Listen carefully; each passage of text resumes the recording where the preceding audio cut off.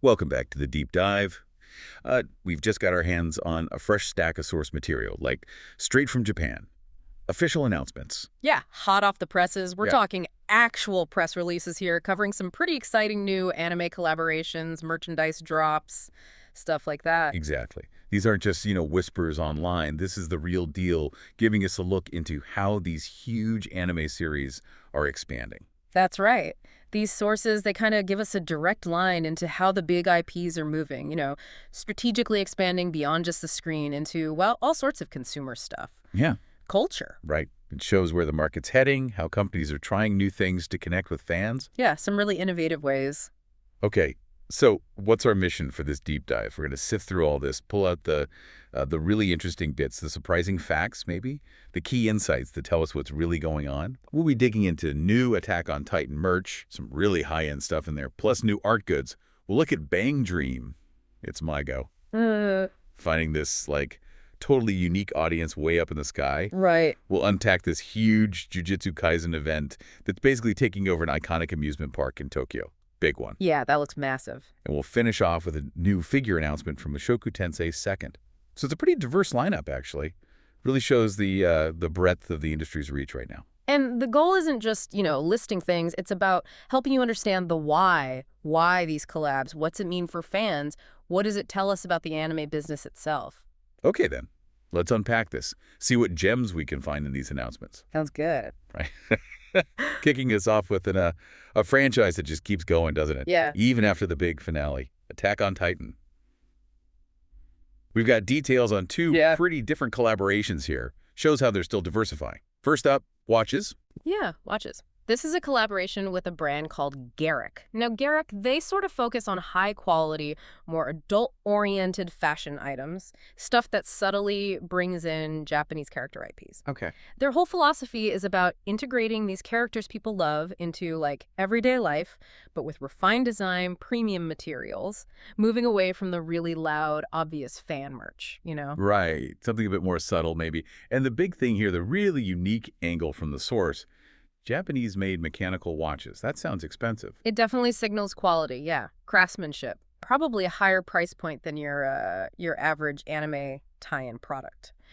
But they've gone a step further. Yeah. They're incorporating a very specific traditional Japanese element, awagami washi.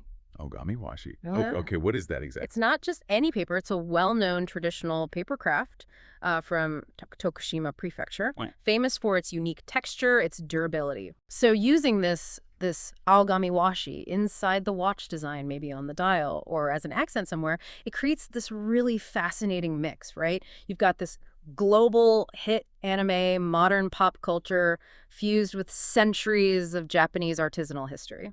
That's actually brilliant. It elevates it way beyond just being a fan item. Exactly. It becomes a collectible that appeals not just to AOT fans, but maybe, watch collectors, people interested in traditional crafts too. A real crossover appeal.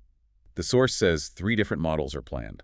Yeah. Probably themed, I guess. Yeah, likely themed around characters or symbols from the series.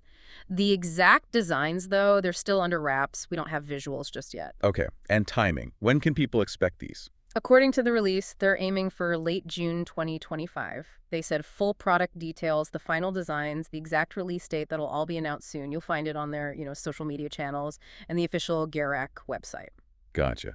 So keep an eye on GARRACK's feeds if that blend of tradition and Titany sounds interesting. Definitely one to watch. Okay, so from high-end craft watches Yeah. to something maybe a bit more accessible. The second piece of AOT news comes from EHICUL online store. Right, HICUL. They're an e-commerce site. They specialize in licensed anime and manga stuff, particularly apparel-related goods. Yep. It's run by a company called Branch Out. Branch out. Yeah, they have tons of experience with IP licensing, worked with hundreds of series, so they know how to translate character art into, wearable stuff, usable items. And the big hook for this collection, reading the source here, brand new artwork. They commission new illustrations just for these items. Yeah, that's always a big draw for fans, getting something fresh. And there are 2 main themes mentioned. One is called Rain Battle. Sounds intense. Features Aaron and Levi. Yeah, the rain battle theme. It definitely sounds like it captures that intense, kind of dramatic atmosphere the series is famous for, right? Action poses, probably. And the other theme. The other one's more for, like, daily use items. Features a wider cast: Aaron, Mikasa, Armin, Levi, Erwin, Hang. So this suggests maybe more character-focused art, possibly less action-heavy, stuff suitable for things you'd use every day. Right, so they're catering to different tastes. Some want the epic battles, others maybe just want their faves on a tote bag. Exactly. It lets them hit both notes, the action stuff and the more character-centric, maybe slightly more relaxed poses. Now, this is really important for anyone listening who's interested in this HICUL collection. The source is crystal clear. This is a limited time order period. Ah, the classic limited window. Yeah, it started June 6th, 2025, and it slammed shut just 1 month later, July 6th, 2025. That's it. Missed that window. And you might be out of luck for this specific art collection, yeah. Yeah. It's pretty standard practice for licensed goods like this, lets them gauge demand, produce accordingly. Sometimes makes the items feel a bit more exclusive, too. Definitely puts the pressure on to decide quickly. For sure. The onus is on the fan to jump in during that month.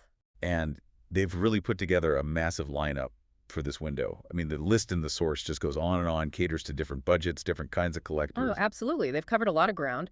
At the bigger end, you've got things like these large acrylic stands with the rain battle art, like 26 centimeters tall, around 350 yen. Pretty substantial. And then, get this, for the ultimate display piece, a life-size tapestry. Hey, life size. How big are we talking? Nearly 1.9 meters tall. It's huge. Whoa. Yeah, a really bold item. That one's 7,700 yen, clearly designed to be like the centerpiece of a dedicated fan's room. That's incredible scale for merch.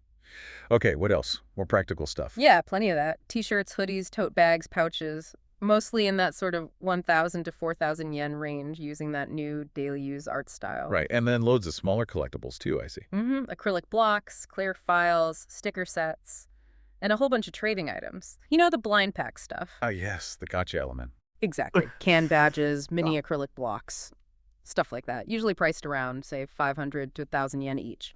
But they often give you the option to buy a full box, guarantees you get the complete set if you don't want to gamble. So, that mix. Open purchase items where you pick what you want, and the random trading items. Classic strategy. Totally. Appeals to the casual buyer who just wants one specific thing, and the dedicated collector trying to get everything. Okay, so looking at this whole picture for Attack on Titan, these high-end traditional craft watches on one hand, then this huge flood of diverse merchandise with brand new art available only for a short time. What does this tell us about AOT's staying power, its IP management? Well, I think it speaks volumes, really. It shows the franchise's strength, obviously, but also the sophistication of its marketing now. Attack on Titan, it's built this massive, diverse fan base, right? Different ages, different levels of engagement. Sure. So by doing these premium, high-quality items like the watches, they're hitting that adult audience, people with maybe more disposable income who appreciate the craftsmanship, the unique collectible angle. But then, simultaneously, they drop this huge range of more accessible stuff, featuring new art that keeps the series fresh, relevant for the broader fan base, people who want to show their love for the characters in daily life, but maybe aren't investing in a luxury watch. It's like a two-pronged attack. No pun intended. Yeah, exactly. It's a multi-tiered strategy. It maximizes their reach, maximizes revenue long after the main story is wrapped up. It really shows how a strong IP becomes this ongoing thing, capable of generating huge interest, huge commerce, just through clever collaborations. It's fascinating. They just keep finding new ways to keep people engaged, keep the series part of the conversation. Absolutely, like smart business. All right, let's shift gears completely now from battling titans on the ground to soaring through the clouds. We've got a really unique announcement for the Bang Dream franchise, specifically the It's My Gi anime. Yeah, this one's interesting. News from Bushiroad, the company behind Bang Dream. They've announced that some specific episodes of the TV anime Bang Dream, It's My Go, are going to be available as in-flight entertainment on Japan Airlines, JAL. On planes. That's unexpected. A truly unique platform, and the source says this is for a limited time. That's right. Available from July through October of 2025. So if you happen to be flying JL during those 4 months, might be worth checking the entertainment menu. Okay, July to October. Okay. Got it. Does it vary depending on where you're flying? It does, yeah. According to the source, on JAL domestic flights. So flights within Japan passengers will get episodes #1 through #3. Just the first 3? Yeah, just the beginning. And these will have Japanese audio only. Okay, so domestic travelers get a little taste, maybe enough to get them hooked. What about international flights? For JHL international flights, they're offering more episodes #1 through #7, so a bigger chunk of the story. And here's a key detail the source mentions. Yeah. These international flights will have the Japanese audio plus simplified Chinese subtitles. Ah, simplified Chinese. Okay, that's specific. Well, Clearly targeting a particular audience segment there. definitely seems like it, likely recognizing a significant chunk of their international passengers, perhaps. Makes sense. Now, the source includes a little practical note. It might not be on every single plane. Right, yeah. The usual caveat depends on the specific aircraft, its entertainment system. So it's not like a 100% guarantee on every single JAL flight during that period, but it's a potential option you might find. Good to know. Okay, for anyone listening who maybe isn't super familiar with Bang Dream, the source gives a quick intro, calls it a next-generation girls band project. Been going over 10 years. Mixes anime games and real live bands with the voice actors. It's a whole multimedia thing. Yeah, and this specific anime, It's My Go, is described as following high schoolers forming a band. Focuses on their scratchy and awkward music, themes of being lost but pushing forward. Sounds kind of relatable, actually. Yeah, it definitely captures that high school band vibe. Now, let's think about putting this on planes. Why is that significant? Good question. What's the strategy? Well, it's kind of brilliant, isn't it? You've got this completely captive audience. People have time to kill on flights. They're looking for something to watch. True. You scroll through everything. Exactly. So putting the anime here, it exposes it to people who might never have sought it out otherwise. Could be Japanese travelers who just missed it when it aired, or international visitors flying into Japan curious about local pop culture. Yeah, like a free sample. And the subtitles. Right, the simplified Chinese subtitles on international routes. That's particularly telling. It shows a real strategic effort to introduce the series to a specific global market, maybe hoping to drive interest in future releases or games, or maybe even international fan events down the line. Smart. It's a pretty low-cost distribution channel compared to like traditional international TV licensing, right? Just uses the existing plane systems. Totally. Leverages existing infrastructure to find new potential fans. It's basically, like you said, a floating billboard and a free trial combined. And the source adds one more bit that'll probably excite existing fans. Sequels for both Bang Dream, It's My Go, and Bang Dream, Ave Muchika, have already been greenlit. Yeah, that's key. It shows this JAL thing isn't just a random one-off promo. Bang Dream is very much an active, ongoing franchise with a future. Putting the current series on flights helps keep that momentum going, builds anticipation for those sequels, both among existing fans who get reminded and potential new fans who discover it midair. Very clever use of travel time for marketing and exposure, really thinking outside the box. Or inside the plane, I guess. Yeah. Okay, moving from the literal clouds to a place designed to make you feel like you're floating, or maybe screaming on a roller coaster, we have a huge physical event collaboration coming up. Jujutsu Kaisen is taking over Asakusa Hanyashiki. That's right. And the source notes this is actually 22Q Part 2, so they've done this before. Okay, so it must have been popular the first time. Where is this exactly? Asakusa Hanayashiki. It's actually Tokyo's oldest amusement park, right there in the historic Asakusa district. The collaboration is between the park itself and Arma Bianca. Arma Bianca. Yeah. They run the Amnaby US store, right? The one with all the stylish character goods. That's them. They specialize in those kinds of daily use, nicely designed anime merch items. So a park collab makes sense for them. Okay, dates for this. Looks like it has a pretty long run. It does. July 9th, 2025, all the way through to September 8th, 2025. So basically the whole summer.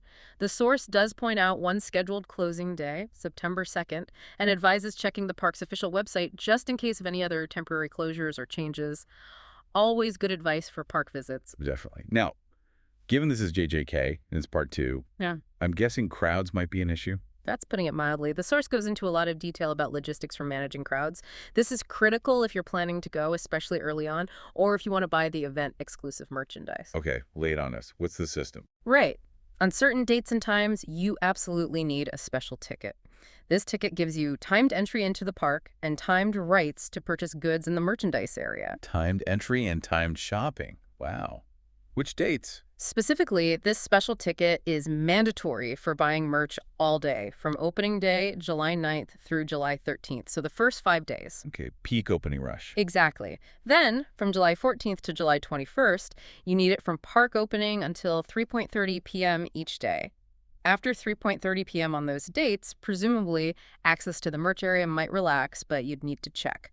This whole system is clearly designed to control the flow, prevent chaos during the busiest times. So you can't just rock up during those first couple of weeks and expect to buy stuff. You need this specific ticket. How do you get it? Sounds like it might be tough. It involves a lottery. A lottery, just to get in and buy things. Okay, JJK is huge. It really is. So for entry during those restricted times, you have to apply for this special ticket via an advance lottery. It's run on the Lawson Ticket website. And the application window is super short. June 9th at 3 p.m. to June 15th at 11:59 p.m. Wow, less than a week to enter. When do you find out if you won? Winning results start getting announced sequentially from June 24th, 3 p.m., and if you win, you have to pay by June 27th, 11 p.m. For dates outside this initial restricted period, so from July 22nd onwards, a general sale for the special ticket starts June 30th. You do need a free Lawson Ticket membership to enter the lottery, by the way. That is a seriously tight timeline for the lottery applicants.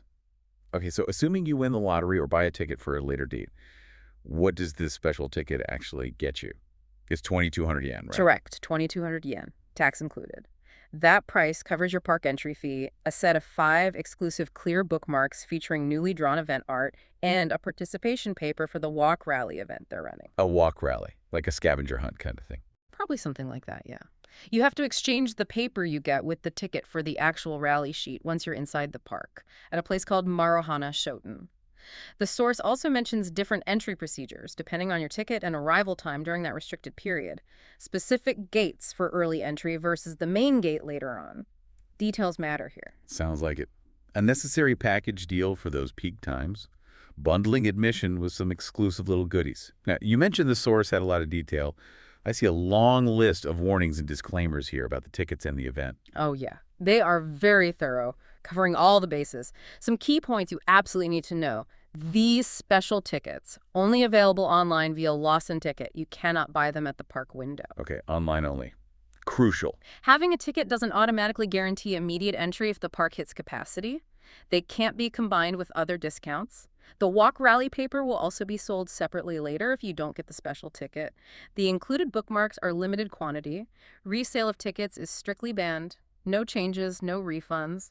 Standard stuff, mostly, but important. But here's a big one. Holding a special ticket does not guarantee the stock of the specific merchandise you want to buy. You get access to the shop, but you still have to hope items aren't sold out. Oof. That's tough. Manage expectations then. Definitely. And another really important one. During those restricted ticket times, you need a valid photo ID for every single person entering the goods area, not just the person who bought the ticket, everyone in your group. Photo ID for everyone. Wow. They are serious about controlling access. Very. And there are strict rules about queuing no saving spots, no jumping lines, and about re-entry to the parking goods area.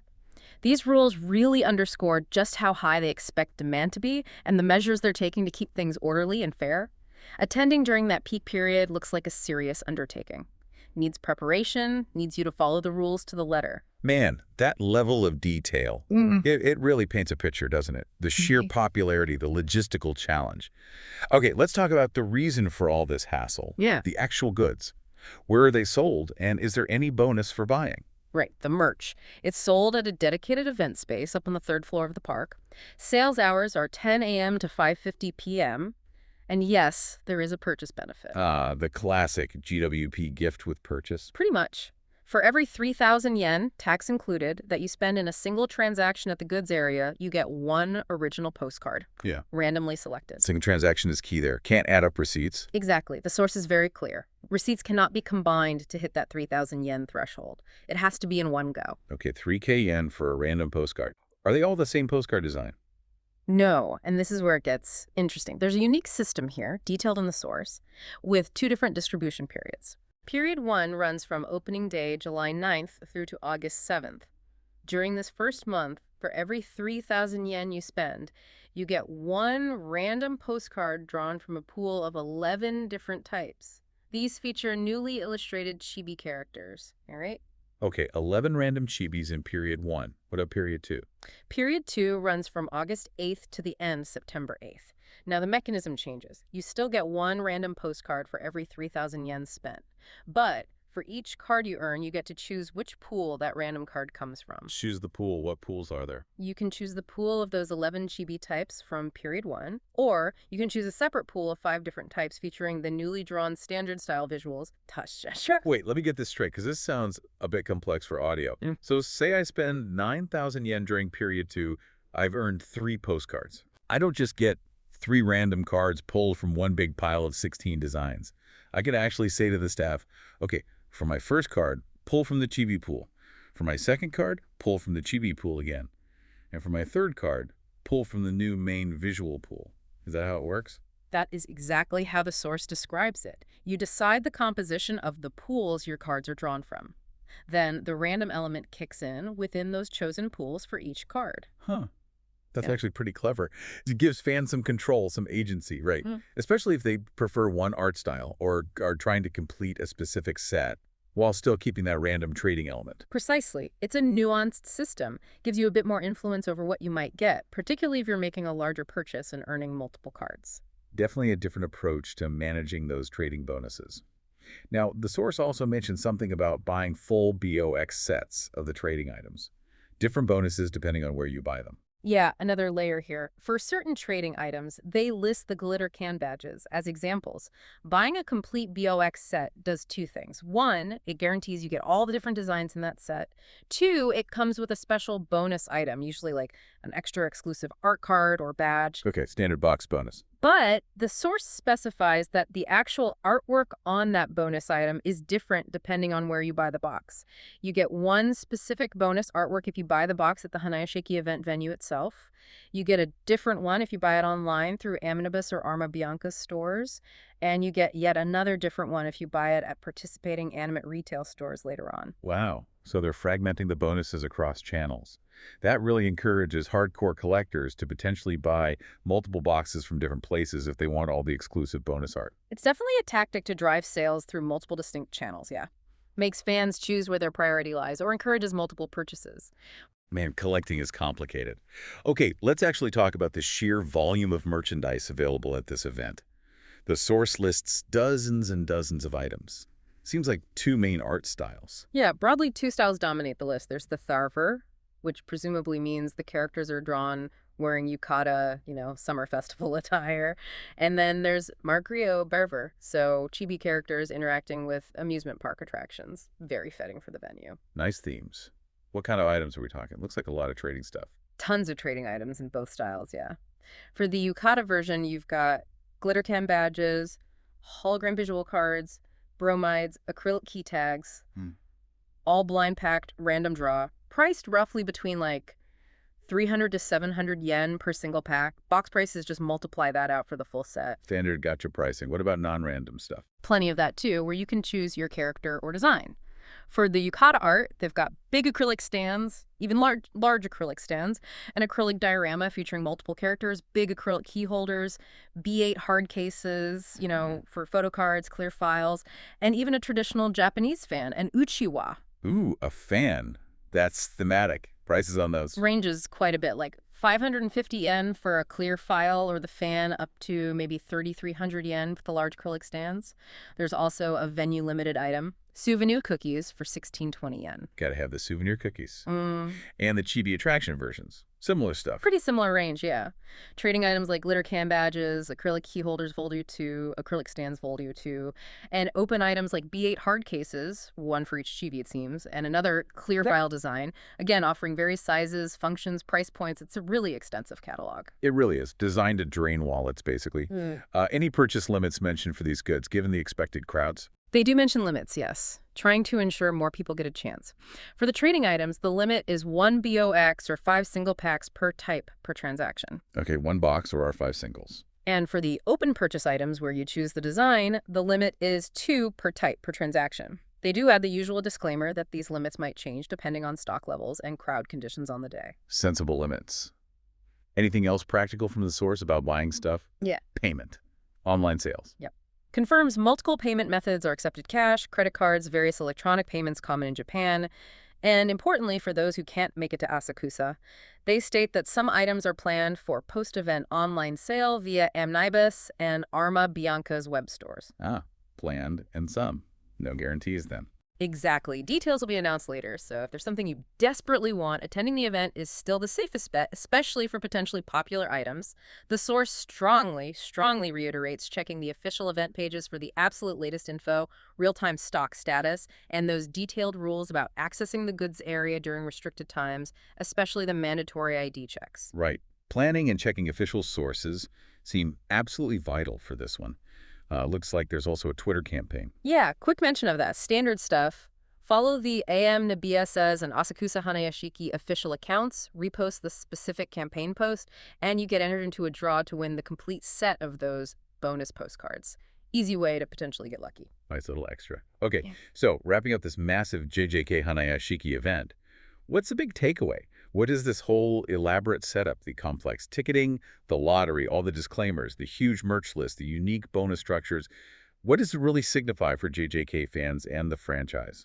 Well, it demonstrates the absolute immense commercial power and the incredibly dedicated fan base that Jujutsu Kaisen commands right now.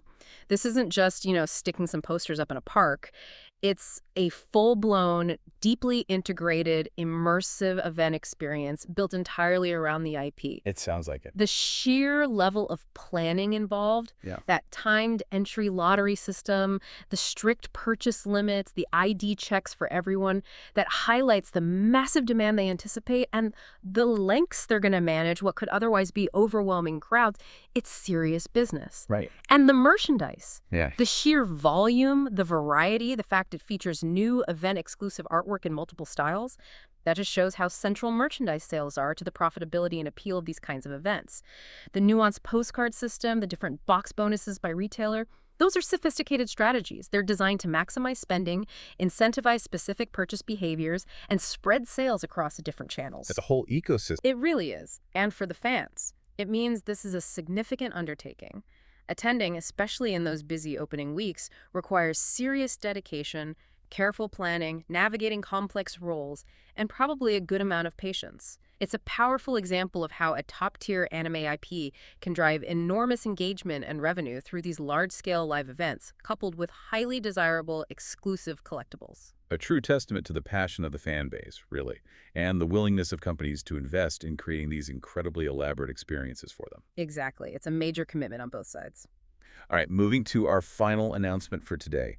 A bit smaller in scale compared to the JJK extravaganza, but still very much anticipated by fans of this particular series. Yeah. We have a new figure announcement from Mushoku Tensei II, Jobless Reincarnation. That's right. This is news about a new collectible figure. It features Sylphiette Greyrot, and the specific version is titled Changing Mode, or Han Mode in Japanese. Okay, Sylphiette and Changing Mode. What are the details from the source on the figure itself? Scale. Manufacturer. It's a 17 scale finished figure, so a decent size. And it's being produced by the manufacturer Q, that's Quest Q. They're known for some nice sculpts. It's currently up for pre-order through various retailers. Okay, Quest Q, 17 scale. And the source gives us an expected release window. Yep, expected release is November 2025, so still a ways off, typical for figure pre-orders. And the listed price is 18,480 yen, including tax. Around 18.5k yen. Got it. Does the source mention anything specific about the design or pose? Changing mode sounds suggestive. Well, the press release does specifically call out a design element. It mentions Akoyashin, which translates to delicately embroidered lingerie. Ah, okay, there it is. And it says this emphasizes her Junshin Usher, her grown-up femininity. The source also explicitly notes that this changing mode theme follows previous figures that Quest Q released featuring Eris and Roxy. Those were sold separately, but presumably were in similar states of undress or themed attire. So it's part of an ongoing series or collection from Quest Q focusing on this particular changing theme for the main female characters. Seems that way, yeah. A consistent line for collectors who like the previous Eris and Roxy figures. Makes sense. Now, I see something here about a retailer bonus. Yes, the very common strategy in the figure market, as we discussed. The source highlights an Miami exclusive bonus. Miami, the big online hobby retailer. Exactly. So if you specifically pre-order or purchase this Sylphiette figure from Miami, it comes bundled with an extra bonus item. In this case, it's an acrylic character plate about A5 size, featuring some unique artwork. Okay, so the figure itself is the same everywhere, but buying from Miami gets you that extra acrylic plate. That's the deal. These retailer-specific bonuses are purely designed to incentivize you to place your pre-order or make your purchase through that specific store. Adds another calculation for collectors. Is the bonus from Amy Yami worth potentially paying slightly more or dealing with their specific shipping compared to another store that might not have a bonus but could be cheaper overall? Right. The eternal collector's dilemma. Yeah. Where to buy for the best deal or the best extras. Exactly. It's just a standard part of the competitive figure market landscape, drives sales to particular partners. A good, clean example of how even these individual product announcements reflect those broader market strategies in the anime and hobby world. It all fits together. So, wow. Yeah. Let's just take a breath and look back at the range we've covered today, all based on these recent press releases out of Japan, June 2025. We've had Attack on Titan doing everything from high-end mechanical watches using traditional Japanese papercraft, Right, that GARRACK one. all the way to that massive flood of new art merchandise on HICOL, only available for a month. Then we saw Bang Dream. It's my go. Finding that super creative new distribution channel on JAL flights, hitting domestic and international travelers, even with specific subtitles. Yeah, the in-flight entertainment angle. Then the absolute behemoth that is the Jujutsu Kaisen takeover of Asakusa Hanayashiki. The scale, the complexity of the ticketing, the lottery, the rules, the sheer volume of exclusive goods. That event sounds intense. Totally. And we wrapped up with the new Mushoku Tensei 2-second figure from Quest Q, highlighting that common practice of retailer-exclusive bonuses like the Amy Amy one. It's quite a snapshot. It really is. And I think what this collection of announcements, the snapshot, tells us is just how dynamic and versatile popular anime IPs are right now. These series, they aren't just static shows people watch. They become these active platforms for constant engagement, constant commercial activity. And it spans such different sectors, right? Luxury goods, travel, physical entertainment parks, high-end collectibles. Yeah, it's not just posters and keychains anymore. Not at all. And the strategies we saw revealed here, using those limited time runs, commissioning brand new artwork, creating retailer exclusives, finding really creative distribution like planes or these huge themed events, it's all designed to do a few things. Maximize the IP's reach, obviously, generate excitement and urgency, and give fans really diverse ways to interact with and, frankly, spend money on their favorite series. It really does highlight how the business side of anime keeps evolving, doesn't it? Constantly finding new avenues, new ways to connect with fans, new ways to expand its presence, not just in Japan, but globally, too. These collaborations, they don't feel random. They feel like pretty calculated moves. Oh, absolutely. It speaks to the maturity and the commercial sophistication of the industry today. They know the value of these IPs, and they're getting very smart about leveraging them across different markets and formats. It's impressive to see how these worlds just keep expanding, offering fans more and more ways to engage beyond just watching the show. Definitely. And, thinking about that range we saw today, from something deeply traditional like the Awagami Washi and the AOT watch to something very modern like putting anime on international flights, it maybe prompts a final, broader question for you, the listener, to consider. Okay. How do these kinds of diverse cross-sector collaborations actually influence the perception and the whole idea of exporting Japanese culture? Are they primarily about deepening the engagement for the existing global fan base, just giving them more cool stuff to buy and experience? Or are they maybe more effective at introducing these series and maybe aspects of Japanese creativity to entirely new audiences? People who might just stumble upon JJK at an amusement park, or see my Go on a flight menu, or admire the craft in that AOT watch without knowing the source. Does it broaden the audience or just deepen the pockets of the existing one? Or maybe both? Exactly. Does blending traditional crafts with modern anime change how global audiences see either of those things? It's just something interesting to mull over, perhaps long after this deep dive ends.